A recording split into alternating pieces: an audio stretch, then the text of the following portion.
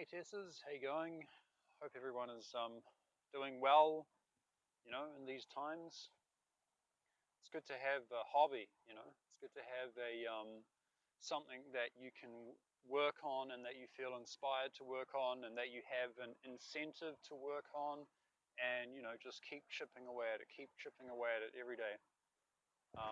This is the thing that gives you reason to live, and gives you the edge and the real desire to keep going on, to keep moving on, But yeah, anyway, I thought I would actually make a little video about my experience with CE5 because I started doing that quite a while back, actually when I was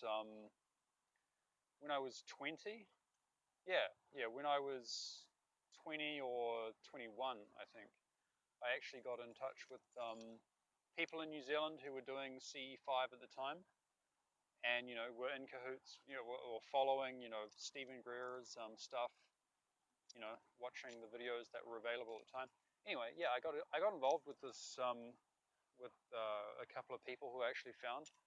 I found through the disclosure project team. I think Debbie Foch. I emailed her in the USA, and then she emailed me back. Two other people doing that in New Zealand. And then I got in touch with them.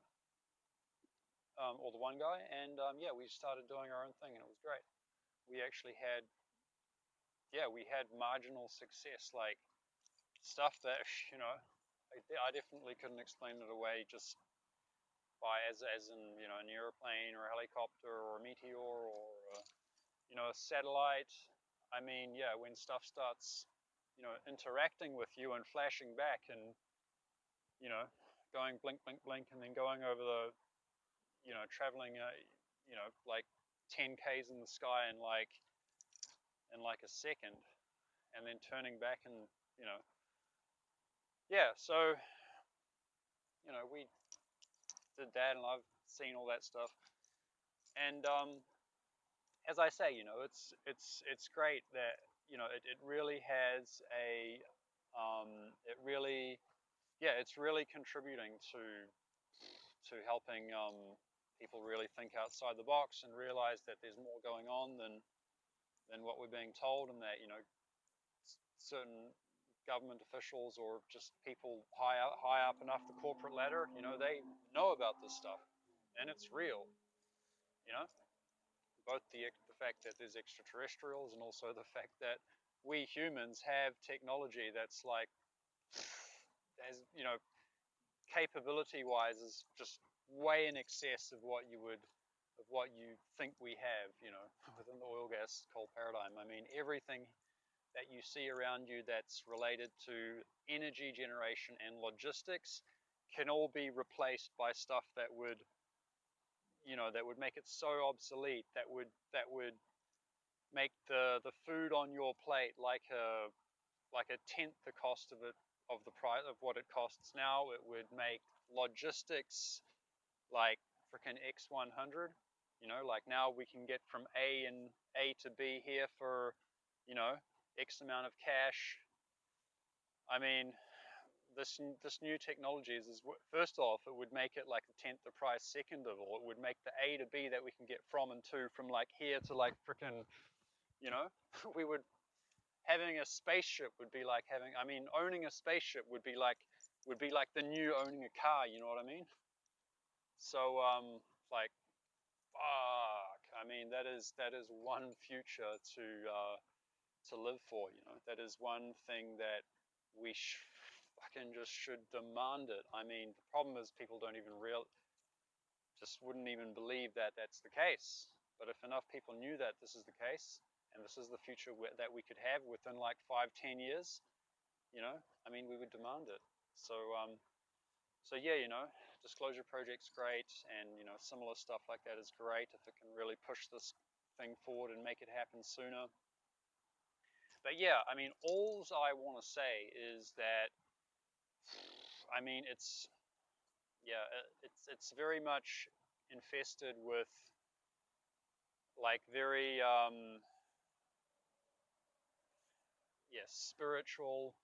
And having said that, this word spiritual is very, very ambiguously defined, and it just means so many different things to so many different people. And for the most part, when people talk about being spiritual, it's just like it's just something,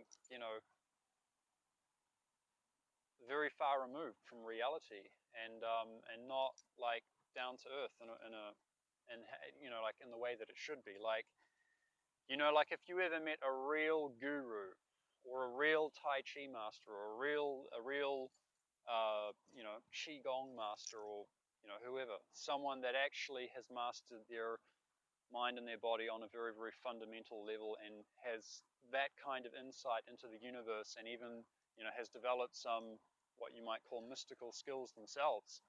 I mean, these people, they're wise, and they don't, like, none of them talk in a way that seems removed, because they understand reality on such a fundamental level. You ask them about like floating in the air, or moving an object with my mind, or reading people's minds, or talking with your mind. I mean, they will start talking about very fundamental, basic building blocks first, before they finally explain how this thing is possible from such a fundamental level, upwards. So they just start saying what sounds to you like something just mundane and arbitrary, and then they slowly build on it, and you're like, oh, you know. But once you've been through the process and you think back, you're like, oh, that's what they meant.